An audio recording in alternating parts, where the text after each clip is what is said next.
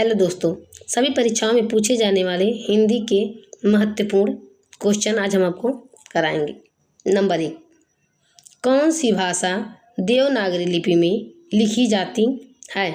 सही आंसर होगा सी, मराठी। मराठी जो है ये देवनागरी लिपि में लिखी जाती है।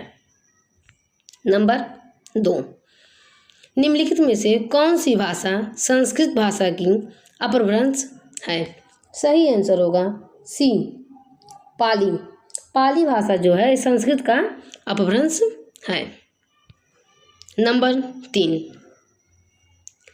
शुद्ध वर्तनी का चयन कीजिए। अन्वेषण कैसे लिखा जाएगा? इसका सही आंसर होगा डी, अन्वेषण। इसका सही आंसर होगा अन्वेषण।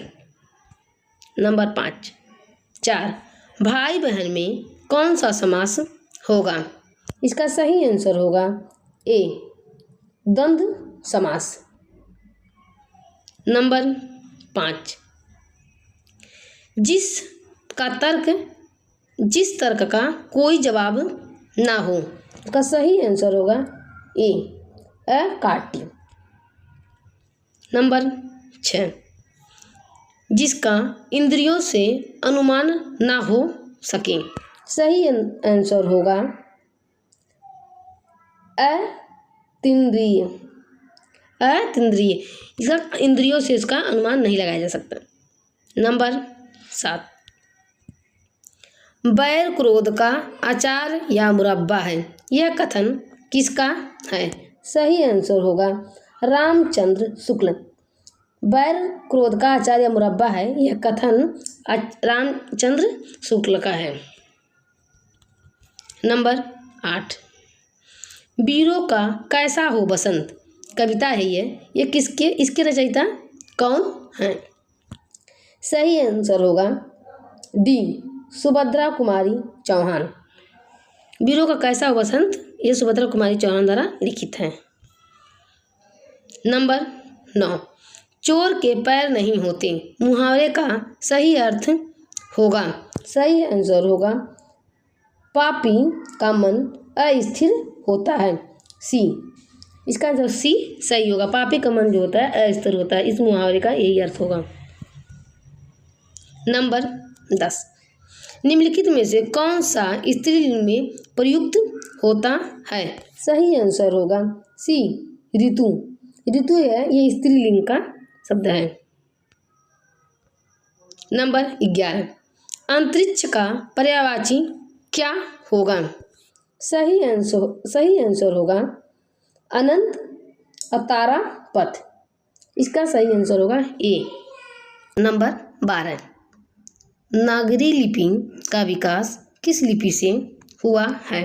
सही आंसर होगा डी, ब्राह्मी लिपि से नागरी लिपि का विकास हुआ है।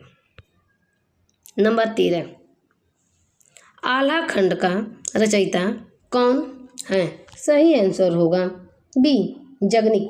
जगनिक आल्हा खंड के रचयिता हैं। नंबर 14, पीपर पात सरिस मंडोला में कौन सा अलंकार होगा?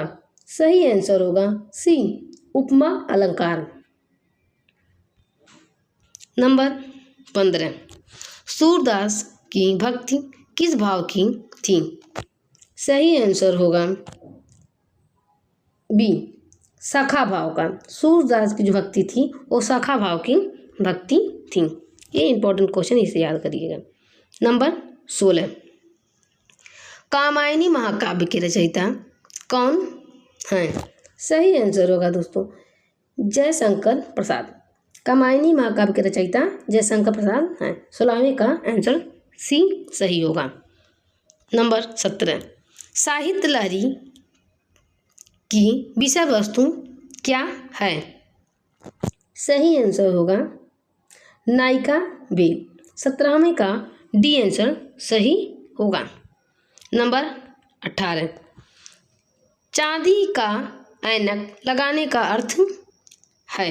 सही आंसर होगा इसका किसी न किसी प्रकार प्रतिष्ठा बनाए रखना। इसका सही आंसर होगा सी, किसी न किसी तरह से प्रतिष्ठा बनाए रखना।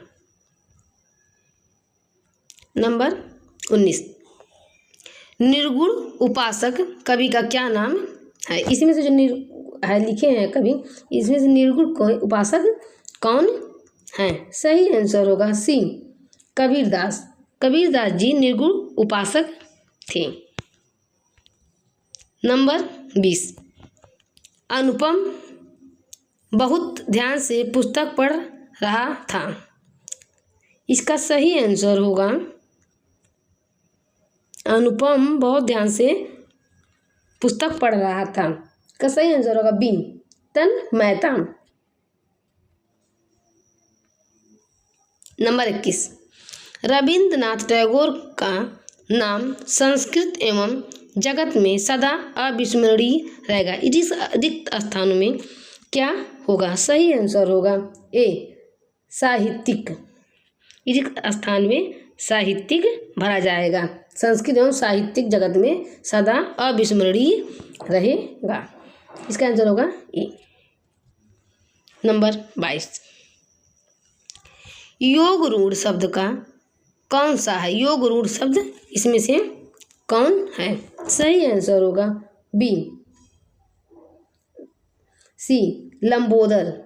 लंबोदर योग रूढ़ शब्द है। नंबर 23, लोटा शब्द है।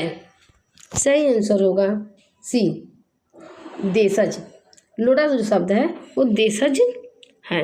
वीडियो पसंद आए लाइक सब्सक्राइब करें।